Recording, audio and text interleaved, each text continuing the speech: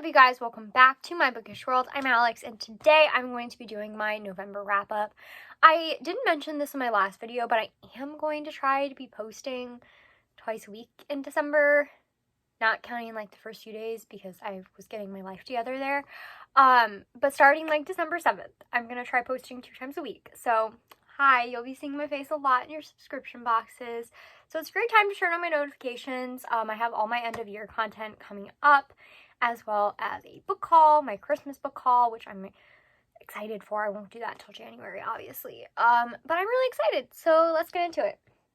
So I talked in my last video, in my December TBR, that I got into a little bit of a slump right at the end of October, early November. And I think that's just because life got super busy with the holiday season approaching. And November went by so fast that it really felt like a week or two. I know it wasn't, but it felt like it. And so when I looked back, I was like, I only read 3 books this month. I only finished 3 books this month. I did DNF a few books this month. Not because of anything bad. I just wasn't in the mood for them. And I did start a book in November that I'm currently reading, which I talked about in my December TBR, but yeah, let's just get into it. It wasn't like a horrible month for reading. I did like everything that I had read, so that's something at least. So let's just get started. So the first book that I read, or that I finished, I actually started on Halloween, and I was hoping that I could read this on Halloween, but of course that didn't happen. But that was The Taking of Jake Livingston by Ryan Douglas. This is a debut novel. So basically, this is about this is about a boy named Jake Livingston who can see spirits. And something happens where he sees that his neighbor has recently been killed, and people are assuming it's a suicide, but he doesn't think so. And clues start leading him to this school shooting that happened not too far away from him, and this boy who died by suicide as well as committed the school shooting, and whose spirit is very vengeful and is trying to just take revenge on everybody. Like, he's a very angry spirit, very angry person. And so it kind of follows that. This one's really short. I wanted to get through this so fast, and I just didn't.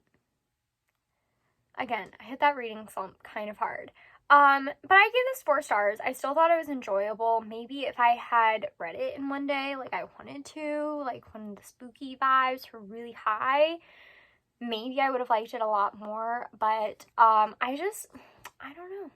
Maybe it's because it's YA, although I really enjoyed a bunch of YA that I've read recently. So I really don't know what it was. So that's fun. But I do recommend this, especially for kind of the spooky season. I definitely think that it's a good creepy book. I mean, look at that cover. Creepy, right? I then read, I did like have a book that I was also reading at the end. I was reading Payback's a Witch, by Lana Harper at the end of October and into November, and then I decided that like I just wasn't in the mood for it, so I put it down, and I'm still planning on picking that up sometime closer to the spooky season in 2022. And like I said, there were just a few other books that like I picked up, was not in the mood. Like I picked up You've Reached Sam because I had an e-arc of it, wasn't in the mood. It wasn't that I was in the mood, it was going to expire soon, and I didn't have enough time to read it. And then I'm trying to think what else. Monday's Not Coming. I also got a good way through and just was like, I'm not feeling it. Didn't have the mentality to read 2 books at once. So, yeah. So the next book that I read was, I have an arc of this from work, is The Donut Trap by Julie Thau? I don't know. But this is a debut novel. It's a romantic comedy where it follows Jasmine Tran, who has landed herself in kind of an awkward situation, not an awkward situation, but in a dead-end situation. She's working at her parents' donut store. She doesn't have a boyfriend. She doesn't have job prospects. And she's just kind of struggling. Her parents are really getting on her about finding a boyfriend now that she's out of college. And yeah, so she's just having a tough time when she runs across this guy who she had the biggest crush on in college. Alex Lay,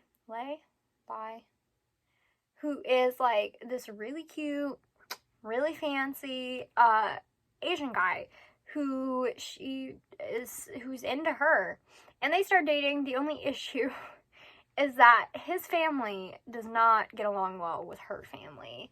So it's kind of about that, and also about Jasmine just kind of finding herself and believing in herself. And I really did like this story. I also gave this a 4 stars.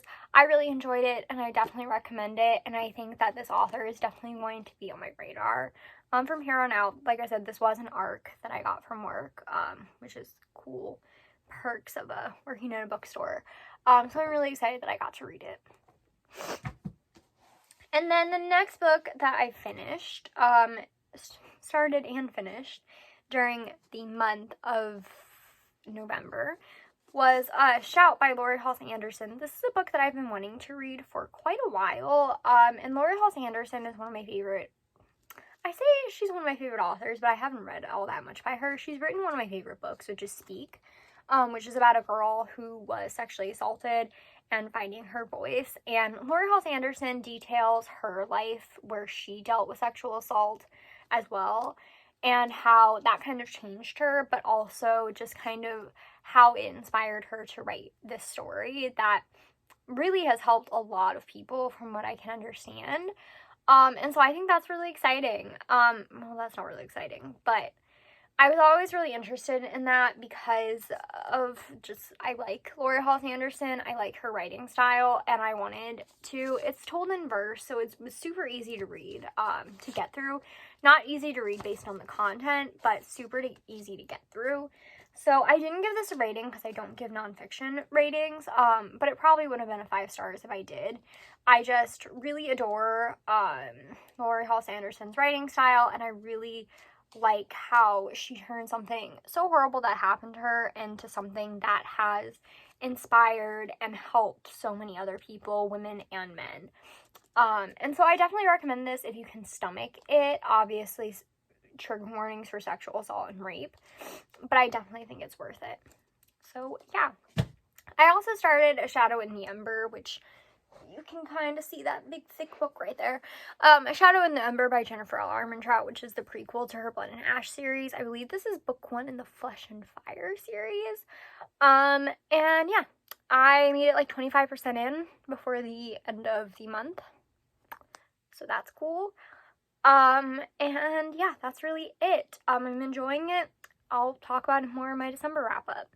So that's it for this video. Don't forget to comment, like, and subscribe. Follow my social media down below. That's Twitter, Instagram, and Goodreads. And I will see you all next time. Goodbye!